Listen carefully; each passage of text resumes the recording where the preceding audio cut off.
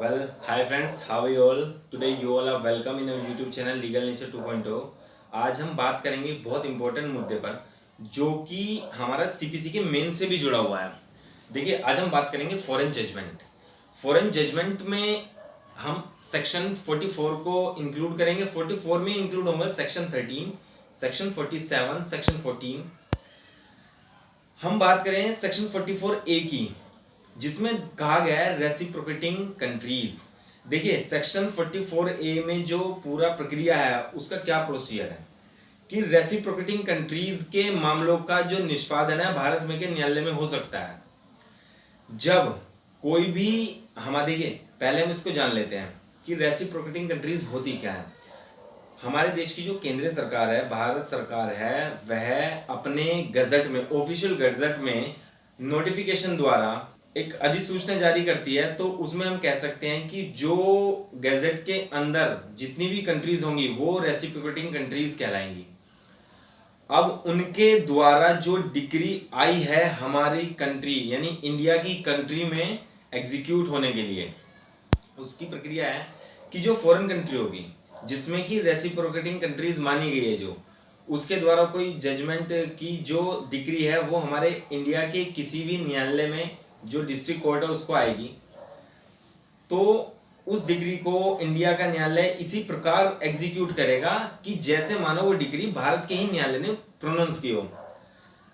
अब जो foreign judgement होगा, मींस जो रेसिप्रोकेटिंग कंट्री होगी, उसके द्वारा एक सर्टिफाइड कॉपी भेजी जाएगी उस डिग्री की। साथ ही साथ एक सर्टिफिकेट भी भेजेगा फॉरेन रेसिप्रोकेटिंग कंट्री में से।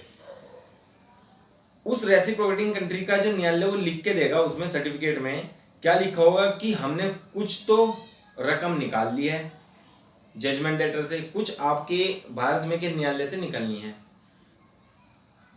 अब वो उसने उसको भेज दी। तो याद रखने वाली बात यह है कि उसमें सबसे महत्वपूर्ण चीज यह है कि जो डिग्री है उसकी सर्टिफाइड कॉपी भेजेगा, साथ ही साथ एक सर्टिफिकेट भेजेगा जिसमें लिखा होगा कि इतनी रकम ले ली है, इतनी बाकी है। इसके बाद जो सेक्शन 13 है, यदि सेक्शन 13 क्या कहता है, कोई भी फॉरेन जजमेंट कब कंक्लूसिव नहीं होगा यानी निश्चायक नहीं होगा, यदि सेक्शन 13 के अंदर सब क्लोज 1 में A to F जो दिए हुए हैं उसमें क्या कहा गया है कि यदि कोई भी निर्णय किसी फॉरेन न्यायालय ने जो दिया है वो यदि सक्षम अधिकारिता वाला न्यायालय नहीं है, not a competent court, merit के आधार पर डिसाइड नहीं हुआ है, इंटरनेशनल जो लॉ है उसका उल्लंघन हुआ है, फ्रॉड के आधार पर निर्धारित हुआ है, नेचुरल जस्टिस का अपोज हुआ है, साथ ही साथ वो भारत में के किसी कानून को ब्रीच करता हो। यदि 13 की ये सारी कंडीशन होंगी, इंडिया का जो न्यायालय होगा, जो कोर्ट होगा, वो रेसिप्रोकेटिंग कंट्री के किसी भी डिग्री को एग्जीक्यूट नहीं कराएगा। परंतु यदि वो सारी कंडीशनें नहीं है, सेक्शन 13 वाले आधार नहीं है, तो वो एग्जीक्यूट कराएगा और उसको ऐसे ही एग्जीक्यूट कराएगा। साथ ही साथ सेक्शन 47 सीपीसी वो क्या कहता है कि उन प्रश्नों का अवधारण जो कि डिग्री को निष्पादित कराने वाले न्यायालय के द्वारा किए जाएंगे, वो ऐसे ही करेगा जैसे इंडिया में कि किसी कोर्ट के द्वारा वो डिग्री दी गई हो। बस ये बात करता है रेसिप्रोकेटिंग कंट्री से रिलेटेड सेक्शन 44A। इसी में हमने सेक्शन 13 करा और सेक्शन 47। सेक्शन 14 बेसिकली बात करता है फॉरेन जजमेंट की। तो बस इतना ही है इसमें। So thank you all.